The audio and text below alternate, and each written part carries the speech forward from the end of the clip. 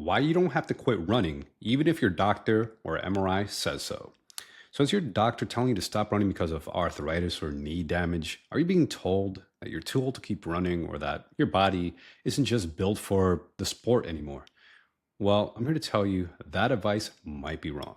I'm Dr. Ray Peralta, physical therapist and run coach. For nearly a decade, I've helped hundreds of runners, some as old as 7 years old or more, get out of pain, rehab injuries, and even hit PRs again, even after being told to stop running.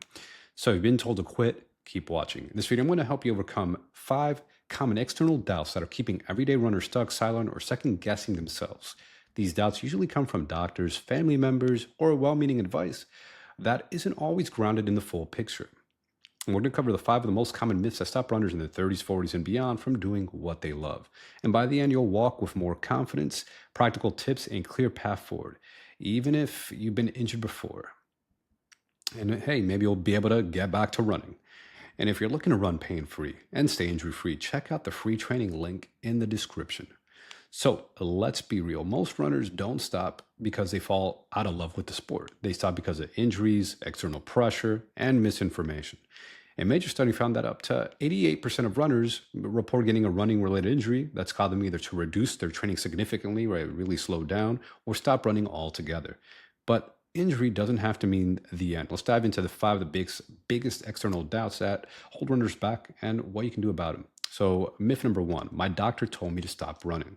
So doctors, I understand they mean well, and sometimes will make blanket recommendations based on imaging results, right? Based on the MRI or the X-ray, without additional context, right? The truth is, MRIs often show damage in people with zero pain, right? 76% of older adults with no knee pain show meniscus damage.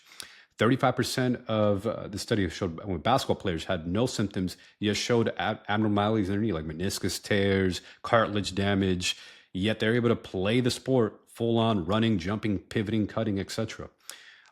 Additionally, another study found that 1 out of 3 knee replacement surgeries are probably unnecessary, right? Because oftentimes, doctors are humans, they do make mistakes.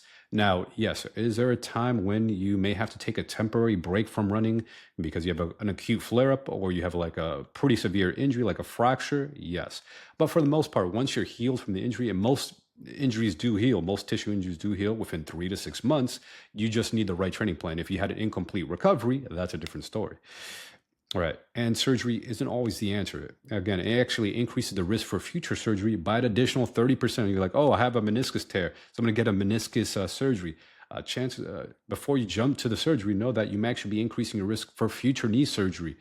Right. It's actually better to do a rehab first and a proper rehab. If you think, oh, I already tried rehab and it failed, oftentimes they just weren't loading you with the right types of exercise. Maybe they got you through the beginner phase, but they didn't get you to the back full return to sport or running phase that you needed. And oftentimes, many physical therapists, unfortunately, miss that gap, but do find a good one that can help you bridge the gap. So I've worked with hundreds of runners, those even diagnosed with meniscus tears or arthritis, who were told to, hey, just quit running, maybe take up cycling or walking. Now, walking and cycling are good for cross training, but oftentimes you don't necessarily have to quit running altogether. Instead, I help them build back up, doing a smart run-walk plan strategy so they can safely return to running. Some of them chose to stick with run-walk for the rest of the run that I knew them at. Some eventually transitioned to full-on running and nonstop continuous. It is possible.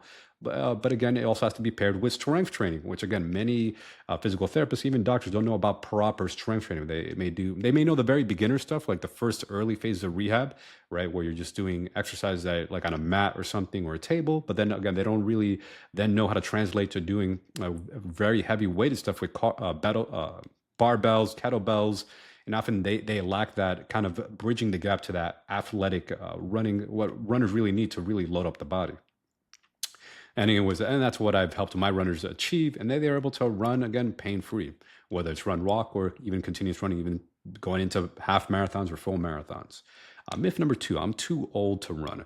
This is a myth rooted in fear, not facts. Yes, aging brings changes, but frailty is often from inactivity, not from the age itself, right? A lot of times people will use age as an excuse. For example, Jeannie Rice, a 77-year-old woman, ran a 33-hour and 33-minute marathon, right? That's an average of like 808 minute per mile pace, which is blazing fast, right? She holds world records from the 1500 meter up to the full marathon, and her VO2 max comparable to elite runners half her age. Right. And this is just goes to show us that age is really just a number. If with the proper training and fitness, you can be extremely fit even as you age. And oftentimes is that people just start holding themselves back, maybe things from family members or other sources tell them they're just too old. They have to take it easy. They have to slow down. Oh, you can't do any speed work as you get older. These are all false beliefs. And yes, you can do speed work, you can sprint, you can do these things. You just have to have a smart training plan. So I've coached a beginner runner in her 50s. We started with, hey, being able to walk comfortably. And then we added strength training. And then we also transitioned to run, walk, and even started adding some speed work, sprints, tempo runs. And she finished her first half marathon under 2 hours, pain free, right? Even though she was diagnosed with arthritis and she thought, oh, I'm just too old. It was possible to overcome those limiting beliefs, and she was able to do it with a smart training plan. Again, you just can't blindly just jump into a plan without any preparation, right? You need preparation, and then it's totally possible. And then you could maintain that, as like Janine Rice shows, able to run very fast. Like she beats a lot of beginner runners who came in and break a sub 4 on the marathon. Myth number 3, I just get injured every time I try. Most running injuries don't happen because running is dangerous, inherently dangerous. They happen because your body wasn't prepared. See, running places 2 to 3 times your body weight on your joints. That's 300 to 450 pounds of impact for a 150-pound runner. Without strength training, your body simply can't absorb the load safely. So aim towards building your strength, right? If you're a complete beginner to strength training, see if you just lift 1 times your body weight, right? So if you're a 150-pound runner, can you lift 150 pounds of weight? Now, as you start being more intermediate, see if you can do 1.5 times your body weight, right? So, and I understand there's strength differences between men and women, right? So maybe women athletes may not be able to get as strong as their male counterparts, but at least 1.5 times body weight, right? So looking to lift like 300 pounds there for women, and then or even two times body weight. Excuse me. So let me correct myself there. So that would be 225 pounds for if it was 1.5 times your body weight, if you're a 150-pound woman, or if you're a 150-pound man, that would be 300 pounds for a squat, a barbell back squat for a man who's 150 pounds. And typically, no, circuit style gym classes don't count. A lot of people are like, oh, I do a body pump or group fitness weight loss class at a gym or something. It's 45 minutes. I'm using some weights. The thing is, they're using very light weights. They're doing high reps.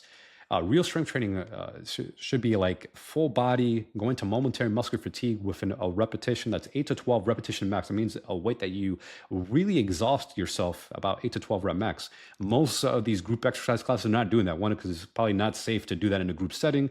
And they're often, again, having you do so much sub-maximal weights, it actually looks like more like cardio than actual strength training. You're just doing another type of cardio session, which cardio can be useful as like cross training. But when we're trying to build max strength, you should be doing, again, 8 to 12 repetition max, single set routine, full body. I'll be at least 2 times a week. So I rehab my clients that don't just, when I'm working with them, I tell them, hey, do quality strength training. Don't just fall into the trap. I'm just going to do random boot camp workout classes. They could be fun, of course, but they don't substitute actual proper strength training.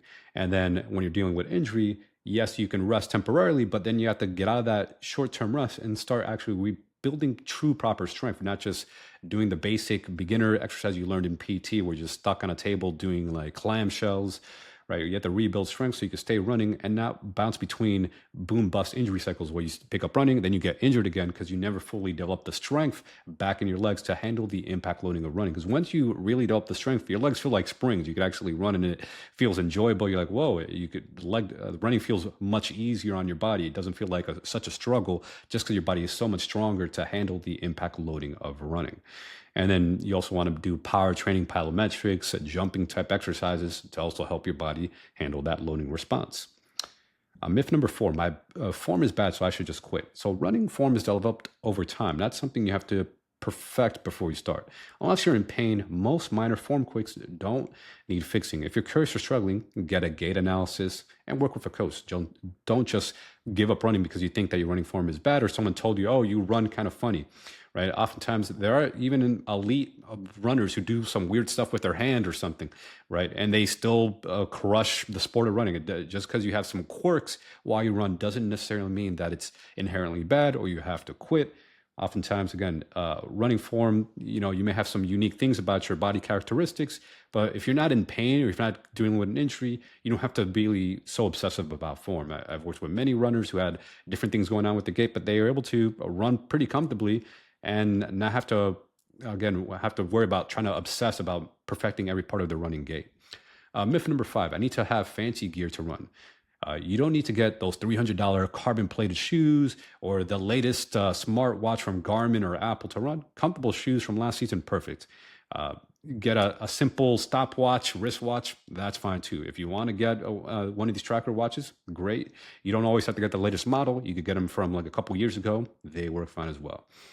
If you need electrolytes or carbs, you don't have to buy a bunch of supplements or things. You can just try simple things like sea salt, dates, honey, maple syrup, coconut water. Make your own electrolyte recipe. You don't necessarily have to buy all these fancy gears and gels and things. Yes, they're convenient, and yes, you can get them if you want to, but here's a homemade electrolyte recipe. For example, a lemon lime mix.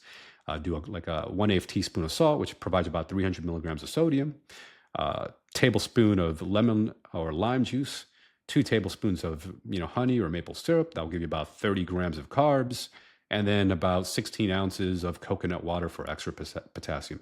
And then you just mix that up, put it in a bottle, and take it with you. And there's your electrolyte mix. And if you need more, bring 2 bottles, and you'll have, like, let's say you're going for like a 2-hour long run, etc. Keep it simple, keep it real.